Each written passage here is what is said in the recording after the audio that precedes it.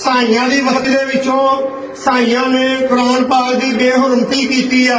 ਸਾਰੇ ਮੌਲਵੀ ਸਾਰੇ ਮੁਸਲਮਾਨ ਮਤਾ ਮਸਜਿਦ ਦੇ ਅੱਗੇ ਇਕੱਠੇ ਹੋਵੋ। ਤੁਸੀਂ ਨਾਸ਼ਤੇ ਕਰਨ ਦੇ ਹੋ, ਘਰ ਬੈਠੇ ਮੁਸਲਮਾਨੀ ਕਾਹਦੀ ਆ ਤੁਹਾਡੇ ਵਿੱਚ? ਤੁਹਾਨੂੰ ਤਾਂ ਮਰ ਜਾਣਾ ਚਾਹੀਦਾ ਸੀ। ਸੜਕਾਂ ਬਲਾਕ ਹੋ ਜਾਣੀਆਂ ਚਾਹੀਦੀਆਂ ਸੀਗੀਆਂ। ਅਗਰ ਕਾਨੂੰਨ ਉਹਨਾਂ ਨੂੰ ਅਰੈਸਟ ਨਹੀਂ ਕਰਦਾ ਤੇ ਫਿਰ ਸਾਰੇ ਬੰਦੇ ਇਕੱਠੇ ਹੋਏ ਵੇ ਇੱਥੇ।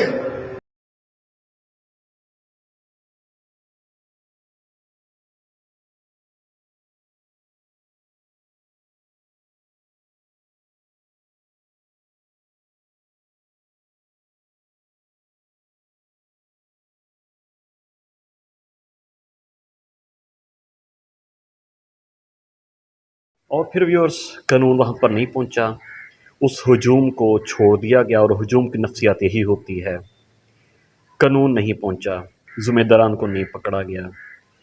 कानून 9 मई को नहीं पहुँचा, सानिया 9 मई हुआ। कानून लाल मस्जिद नहीं पहुँचा, कानून मॉडल टाउन सानिया के वक्त नहीं पहुँचा। जब ये सारे आग और खून के खेल हो जाते हैं तब कानून नहीं पहुँचता।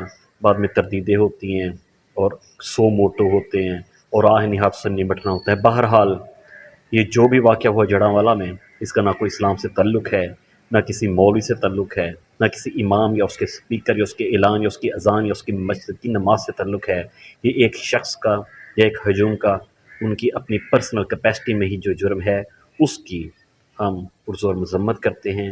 ये एक नापसंदीदा चीज़ है और इसका इस्लाम से और मुसलमान से कोई ताल्लुक़ नहीं। अल्लाह हाफ़िज़।